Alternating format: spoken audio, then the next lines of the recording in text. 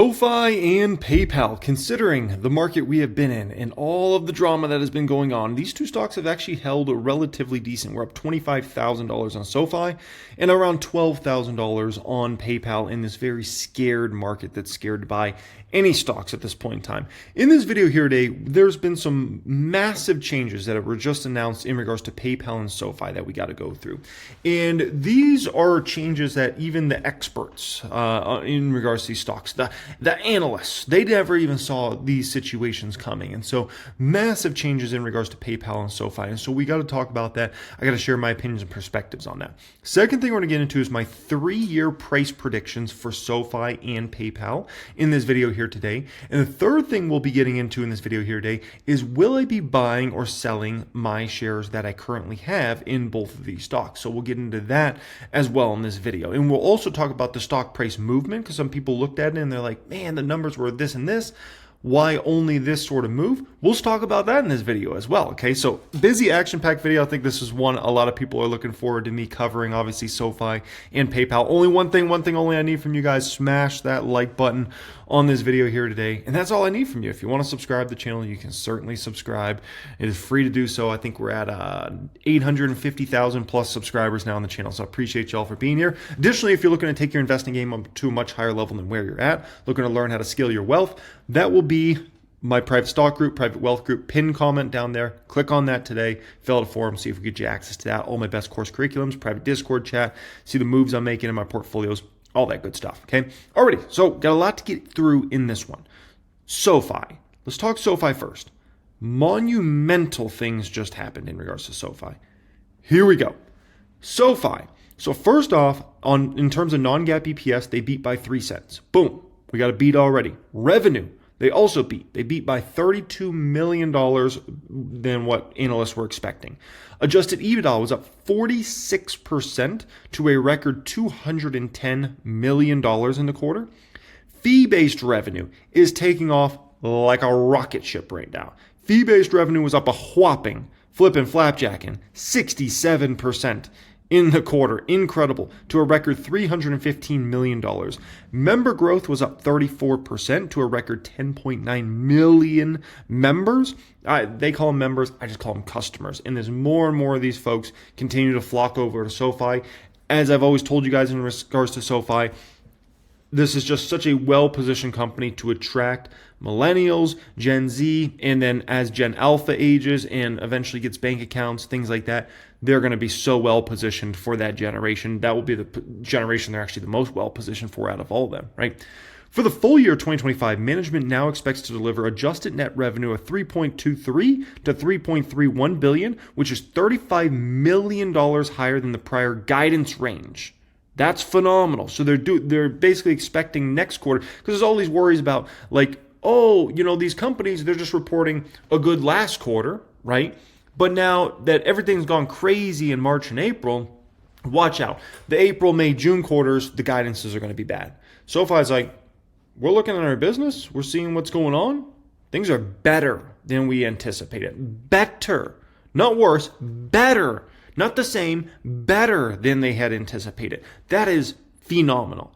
This implies 24 to 27% annual growth versus 23 to 26% in the prior estimates that they were talking about. So they're ahead of where the experts, the analysts that cover these stocks, they're ahead of where they thought, and they're ahead of where they thought, the management team thought. That's incredible.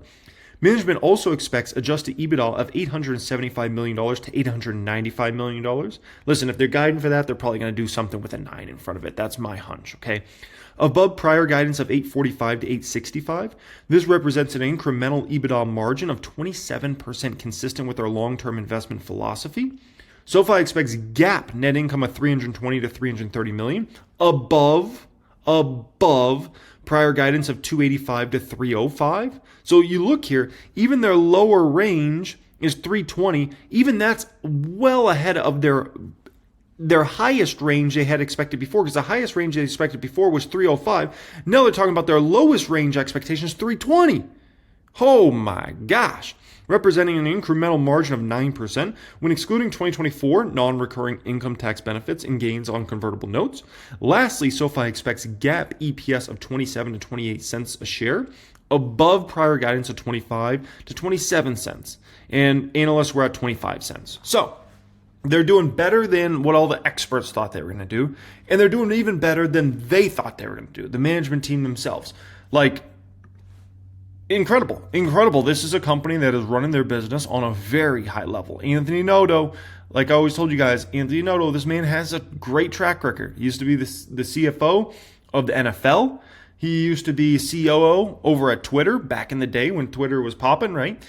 He used to be a managing partner at a Goldman Sachs, very important position he had at Goldman Sachs back in the day. The man's the real deal Holyfield. Now, this is actually massive for the stock price, what I'm showing you right in front of you. And you might say, why is this so big for the stock price of SoFi? Listen, the way SoFi lays this out here, this is what I've been preaching in regards to SoFi. It's a one-stop shop for everything money related.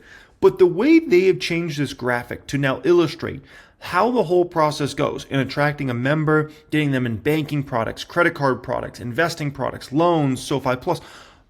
This, in my opinion, is the type of stuff, because you gotta understand, these analysts, these hedge fund managers, man, they just flip through stuff. These sorts of graphics are actually massive, so they can start to wrap their head around a company like SoFi and begin to understand, like, oh, like this is one-stop shop for everything money related. Oh, this is actually really resonates well with the younger generations, the under 40. And it doesn't mean all of SoFi customers are under 40. There are some that are over 40, but it just really resonates with a lot of those digital first, smartphone first type customers, right? So this is a phenomenal graphic. I think this is the type of stuff that, is very, very good. I'm guessing the investor relations team put this together, and this is the type of stuff that will help out a stock price immensely. It's one thing to have the numbers, but it's another thing to get new investors. That hedge fund over there has got $10 million of assets under management, right? To get them to understand, like, oh, SoFi is this big opportunity. It's a very attractive valuation. It's got a great next 5-10 years ahead, if not 20 years ahead. Let me go ahead and stick $50 million over here, $100 million. This is the type of stuff that matters significantly, okay? Additionally, look at the member growth. Oh my gosh. If we go back to 2021, company had about 3.4 million members. They're up to almost 11 million members now. They've over 3x'd that number in just a short few years here. Incredible growth.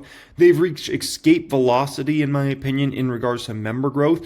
I mean, by the end of this year, we're going to be talking about SoFi's likely going to have somewhere between 12 million and 13 million members. 12 million to 13 million members, right? And then next year, we'll be likely talking about 15 million plus members for SoFi. This is not small numbers, not small numbers at all. This is massive.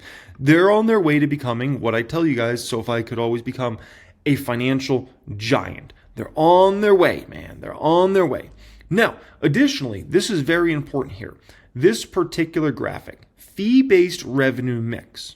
Now, what you see here is look at how much fee-based revenue has been growing, right? And investors love this. Investors love the fee-based revenue growth. They look at that as high margin dollars, baby. They look at that as straight profit. So when you look at fee-based revenue, that's up to 41% of their total revenue mix. 41%. From if you go back, to even 2022, it was around 25% at that particular time. So, SoFi's running this business on a high level. Additionally, they have this little graphic I love, long-term approach. This shows you adjusted EBITDA margin, earnings before interest, taxes, depreciation, amortization margin. Look at this, 27% it just came out in that. If you go back to 2022, it was 9% adjusted EBITDA margin, 9%, and now they're at 27%. Like, what a turn, like incredible, right? And they're targeting getting up to like 30%. So it's, I wouldn't even look at this as the top. Like, we're going to take this baby even higher than this. Incredible what SoFi is doing here, okay? Now, there's not many bad things you can find in this overall SoFi report. I mean, it's like, you got to stretch to find anything bad. But if there's one bad thing I could say about it, is if you look at the technology platform Galileo, right? If you look here, net revenues have stagnated, 103 mil, 103 mil, 103 mil, right? Additionally, if you look at the platform accounts, it did go down about 10 million in the latest quarter, okay? So in regards to our technology platform, honestly, it's the only bad thing I can really find in this whole dang, company. I mean, it's just incredible. They're running the company at such a high level. Now, if you take a peek at their income statement here, total interest income went to $763 million from $665. Now, net interest income, so what that basically does is you have your total interest income, and then you go ahead and subtract your total interest expense, and that's how you get your net interest income. That went to $498 million from $402 million. So it was up about $96 million on a year-over-year basis. Incredible increase, right? Now, then you have your non-interest income as well, right? Total non-interest income went to $273 million from $242. So they grew, but not as fast as you might have wanted to see. Total net revenue grew to $771 million from $644 million. So we can call it up about $130 million on a year-over-year basis, right? Now, okay, if you want to poke at something bad, we're trying to grasp for straws here, but here's the bad thing. They're spending heavily on the business, right? Technology and product development cost was up substantially. Sales and marketing was up substantially, right? $238 million versus $167 million. Cost of operations was up. General administrative was up, even a decent amount as well. So their expenses is the one issue I see with SoFi right now. Now, there's two ways of looking at that. One, you can say, what the heck, SoFi? Like, your expenses are out of control. Like, our bottom line should have been up substantially. We grew the top line substantially, right? Run the business better, Anthony Noto. Run the business better, Mr. CFO, Mrs. CFO, okay? That's what you could look at that as. The other way to look at this is SoFi a company that is trying to position itself best for the next several decades, right? What is SoFi trying to become? They're not just trying to become a financial institution. They're trying to become a financial giant. My opinion is Anthony Noto and the management team, they go to work every day because they want to grow SoFi into becoming a financial giant.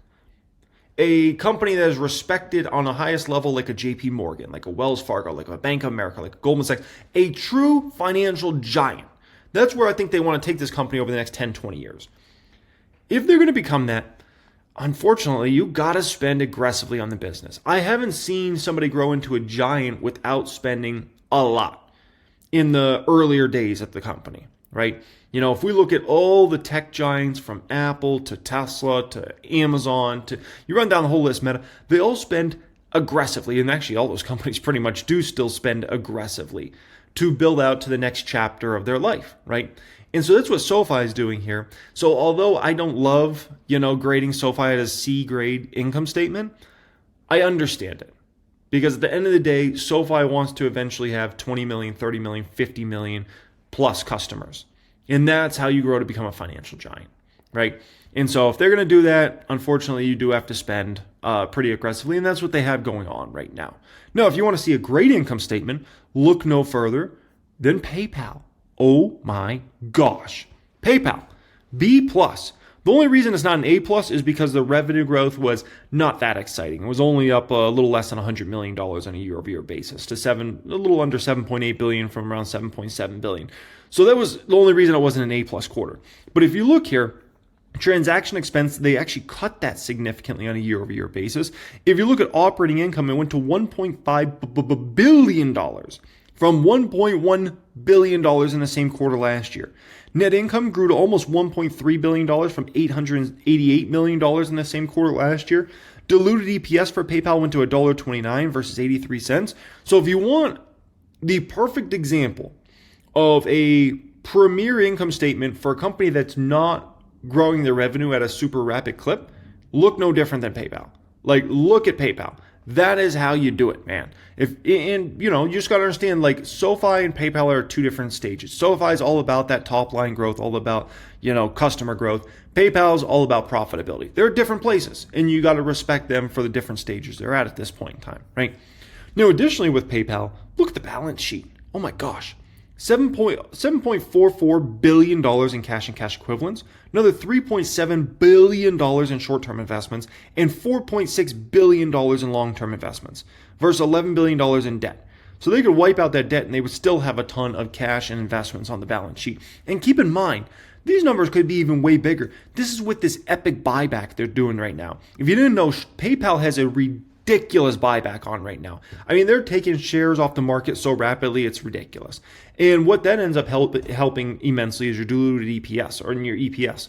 And the reason being is the more shares you take off the market, the better your earnings per share is going to look as long as your net income keeps going up. So as PayPal's net income is going up, which is exactly what we see play out here, right? Net income of almost $1.3 billion versus 888 million, right? Now you take a bunch of shares off the market and your earnings per share literally goes to the moon. It's ridiculous, right? Now, if we look at that buyback here, they took $1.5 billion. $1.5 billion worth of shares off the market in the quarter.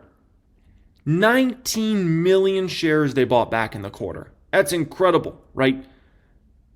And keep in mind, they're likely going to be taking massive amounts of shares off this quarter as well, and next quarter as well, and the next quarter as well. So it's not like this buybacks are like a one and done. Like they're going to keep just taking massive quantities of shares. And so at the end of the day, like if you're a long-term bull on PayPal, like you kind of want the stock price to be lower short term, because they're just getting to buy back way more shares at way cheaper prices, right? Forward P on the stock is like in the 12 range right now, may even be under that. So you want them to buy back as many shares as possible. Additionally, look at TPV, total payment volume, that was up 4% on an FX neutral basis. If you look at operating income, up 31% year over year. Operating margin up 447 basis points on a year over year basis. Incredible. When Alex Chris said, hey, we're going to be focused on profitable growth, we're getting to see they're focused on profitable growth. An operating margin up 447 basis points on a year-over-year basis almost never happens. That's ridiculous. Net income up 45% year-over-year. Earnings per share up 56% year-over-year. Only bad thing was net cash provided by operating activities was down about 39% there, right? Because of kind of a one-off situation last year. So this is incredible. Incredible. Now, some people are saying, oh, they missed on revenues. Not really. If you look on an FX neutral basis, which is what you want to do because currencies fluctuate, especially when you're a global company like PayPal, that's what you need to look at. And if you look on an FX neutral basis, they didn't really miss revenues. So like people are like, oh, they missed revenue. Not really. They actually came in line, in regards to if you look on an FX neutral basis, which is much more intelligent way of looking at it because sometimes, currency can help you out massively and it makes your numbers look much better than they are. Now, Jeffrey's analyst brought out something very important. He talked about PayPal's China cross-border exposure and emerging risk tied to potential new tariffs, changes to everything that's going on there, right? Which there's all this fear right now about China, tariffs, blah, blah, blah. It's going on for every company, right? So here's what happened on the earnings call. The CFO of the company, Jamie Miller, downplayed the risk, noting that less than 2% of PayPal's branded checkout total payment volume, TPV, comes from Chinese merchants selling into the U.S., including both direct shipments and U.S.-based entities shipping from China. So, come on, man. Like, this is not a big thing for PayPal at all. We are globally diversified. Our merchant base, our region base is just very, very global and diverse. We're well positioned to capture shifts in spending as they happen, right? At the end of the day, like, it is going to be what it's going to be, the tariff drama. For the second quarter, PayPal issued better than expected guidance, forecasting adjusted earnings per share of $1.29 to $1.31, above average analyst estimates. Slow down. People flying around my neighborhood like it's a racetrack. It's like, my goodness, they're going to hit a kid, man. Above the average analyst estimate of $1.21. Transaction margin dollars will increase 4 to 5% to between $3.75 billion and $3.8 billion, the company said. So, everything across the board looking better than what analysts were thinking here. Very, very strong numbers overall. For the full year, PayPal reaffirmed its guidance, citing global macroeconomic uncertainty. Listen, man, it's a win. You reaffirm your guidance in this environment, win. You beat next quarter, expect numbers to be better than analysts expect, win. Like, this is all wins across the board in regards to PayPal, right? Additionally, something I always keep an eye on in regards to PayPal as a PayPal shareholder is active accounts. Very, very important. And they grew on a year-over-year basis, up 2% to 436 million active accounts. And then on monthly active accounts, MMAs, those are up to 224 million. That was 2% growth year over year. So, you can clearly see a difference between a Sofi. Oh my gosh, speed racer racing around here 45 miles an hour in a neighborhood. It's ridiculous. I'm gonna build a speed bump right in front of my house. This is out of control, man. SoFi and PayPal, there are such different stages, right? Such different stages. Like, SoFi is all about just let's spend, grow. Like, look at how much members were up at SoFi. PayPal's like, we're going to grow profitably. We're not going to have the most exciting growth rates. We're not going to be a SoFi and be reporting 20 and 30% growth rates all over the place. But we're going to be reporting ridiculous bottom line numbers.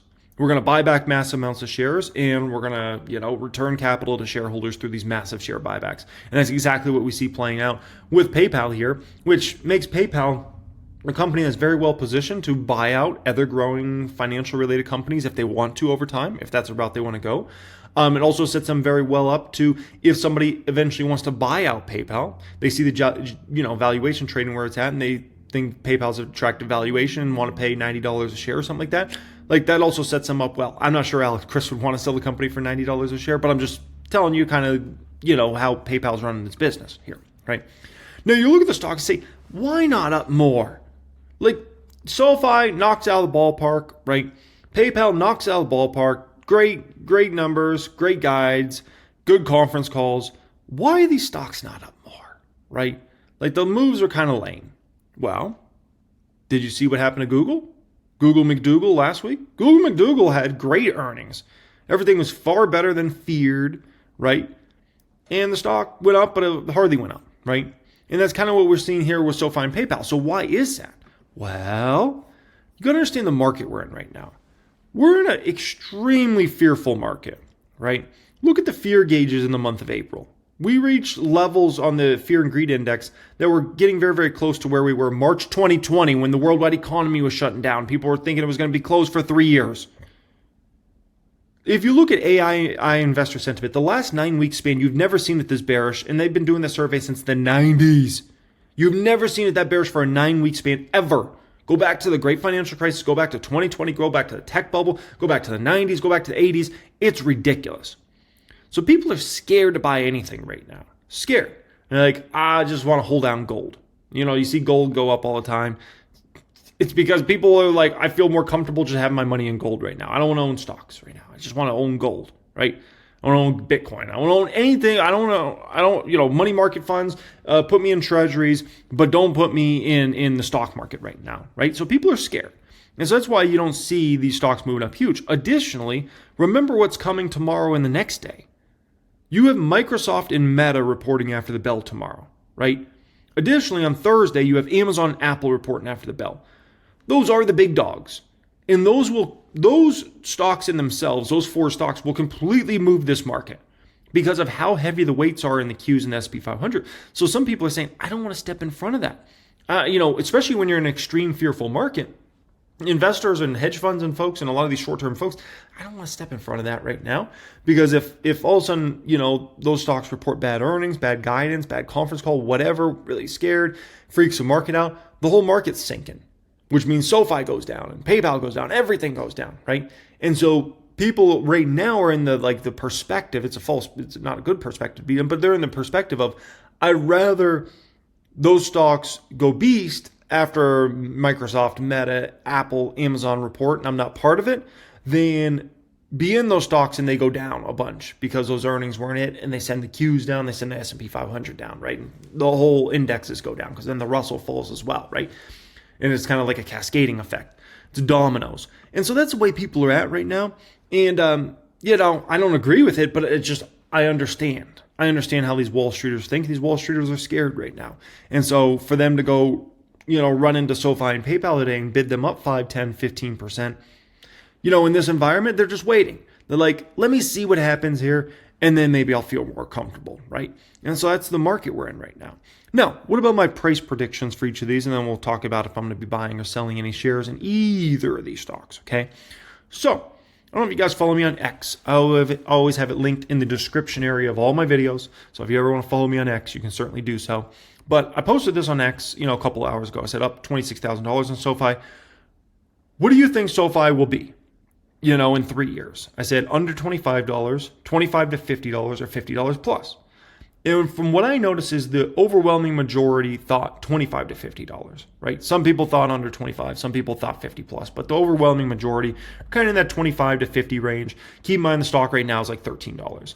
So we're talking about almost a double up from the low range there, right?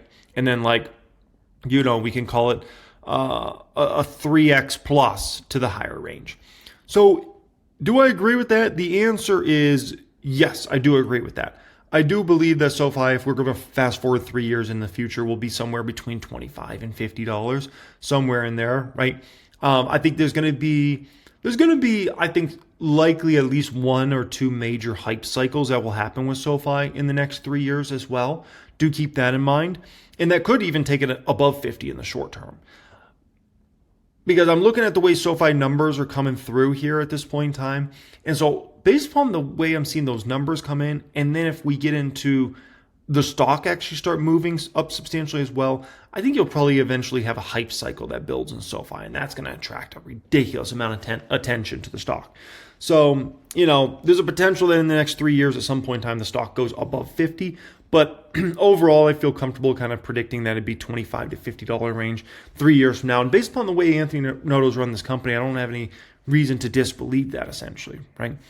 Now, in regards to PayPal, here's the deal, man. Every time I run projections on 1000xstocks.com, when I run my projections, I do my bear case, my base case, my bull case.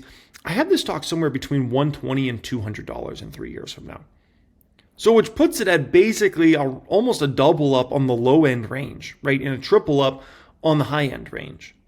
So like PayPal, the significant upside, like I said, it's not nearly as sexy, exciting as something like a SoFi, but at the end of the day, I think PayPal is going to be a tremendous moneymaker over the next several years here, right? Now, do keep in mind, if you use 1000xstocks.com, we have the advanced projections as well. Now, right? The intermediate projections is one, and I love this one. This one I actually use even more than an advanced projections. This one essentially allows you to do a bull case, a base case, and a bear case all in one place, right? And run your numbers. You can, adjust your revenue growth for companies, net income growth, right? And then it'll kind of spit you out your net income margins, and you can kind of put in your PE ratios, low end, high end. But keep in mind that advanced projections, for some of you guys that want to go crazy with it, you can do revenue, cost of revenue, right? Then you're going to get your gross profit margins. You can adjust operating expenses in terms of percent increase, decrease, right? Other income, other operating expenses, right? Then you're going to get your net income margins. You could also, if you want to dilute shareholder value or subtract shareholder value, if you want to add to shares, so let's say this company has diluting shareholder value and you want to dilute shareholder value by 5% a year, you can do that. Additionally, if let's say there's a company like PayPal that's going to take, let's say 5% of the shares or 10% of the shares off the market each year, you can also do a minus number there as well. So we'll take shares off the market so you can get a more, I guess you can say realistic earnings per share. So if you ever want to do that, you can do that as well. And that backs the numbers up several years, and you can take that all the way up to 2030. In regards to advanced projections. So for you guys that use 1000x, I think you'll enjoy that. And by the way, if you don't have access to 1000xstocks.com and you want to apply for access, go to 1000xstocks.com. And then since you're not a member, click this button over here, apply for access. And you can certainly apply for access to 1000xstocks.com on there. Okay. Alrighty. Next up here, will he be buying or selling shares of PayPal and SoFi? Well, let's think about this for a moment. Okay. So, I expect PayPal stock to be between $120 and $200 3 years from now, right? I expect SoFi to be $25 to $50 range 3 years from now. So, why not buy more? Why not buy more, right? The companies are reporting good numbers. The guidance is good. And this is in these uncertain times. You have the most excuse to bring down numbers, and SoFi could say, it's so uncertain out there, bad times. We're going to bring down our numbers a bunch, right? PayPal could have done the same. And no, if anything, they're guiding higher than expected, than what the experts thought, than what the company thought. So if you're doing that in these uncertain, bad times where everybody's so scared, what's it going to be like when things are feeling good again? What's it going to be like when consumer confidence is good again, right? When the market's feeling good again? That's going to be interesting. And I thought this was perfect for me to take this picture and post that because Supermicro just came out after the bell and their shares are slumping. There's a disaster over there at Supermicro. And so you got a lot of companies that are in disaster mode right now, reporting bad numbers that are missing by a mile, right? Bad guidance. And PayPal and SoFi are not those companies. PayPal and SoFi, if anything, are doing much better than anticipated, much better than expected, right? That speaks volumes. Now, that does not mean I can go too heavy in these stocks, right? Because I have to watch position sizing on both these. At the end of the day, SoFi is somewhat of a bank, right? Obviously, huge fee-based revenue, but still, like, it's kind of in the banking space. So there's risk there, right? PayPal has risk as well. So it's not like I could go crazy heavy in SoFi and PayPal. But at the end of the day, like, it makes sense to buy it more. But do keep in mind, you got to stay diversified in this game. One of the reasons I'm able to get through these bear markets, through these nasty markets, is I don't go all in one stock, right? Two stocks, something like that. You always see me stay well diversified. That's how I can make it through what's happened this year, what happened in 2022, what happened in 2020, right? What happened in that end of 2018 crash. We were on pace for the worst December since the Great Depression. I can make it through all these markets because I'm able to stay diversified, right? Growth, value, dividend stocks. I don't get too overexposed to a stock where I put myself at some crazy risk. And at the end of the day, there's so many stocks that are going to perform tremendous over the coming years. We're talking about PayPal and SoFi. I'm expecting those stocks to do amazing over the next 3 years. But do you think these are the only two stocks in the whole stock market that are going to do amazing over the next 3 years? No, of course not. I give you a long list of stocks that have immense upside over the next 3 years, despite all the drama going around the globe and Trump and tariffs and blah, blah, blah. Despite all that, there's a lot of companies that are going to be doing tremendous, but it's not all of them, right? You have a company like Starbucks report after the bell, right? And they missed their numbers, right? PayPal and SoFi are companies beating their numbers, having good guidances, and that makes me feel very, very good, right? And so at the end of the day, like, it makes sense to buy more PayPal stock and buy more SoFi stock here, right? Now, do keep in mind, probably in the next 48 to 72 hours, I'll be doing a full-scale video on stocks that I'm most excited to buy in the month of May. So expect that here on the main channel, which, wow, now we're up to 851,481 subscribers. Expect that video out in the next 48 to 72 hours. I'll be ready to rock and roll for that one. I don't know what day I'll come out with it, but likely in the next 2 or 3 days, that should be out, okay? Hey, if you're looking to apply, join a private stock group, private wealth group, take your knowledge up to a much higher level than where you're at, stop gambling on stocks, start, trying to figure out what are the sure things to bet on. Pin comment down there, apply to join a private stock group, get access to all my best course curriculums, learn everything that I got up here that I've learned over the past 16 plus years in the stock market, get access to a community of highly knowledgeable investors, a lot of people with 6 figures, 7 figures, 8 figures in their portfolios, all that good stuff, okay? And access to 1000xstocks.com. Much love and have a great day.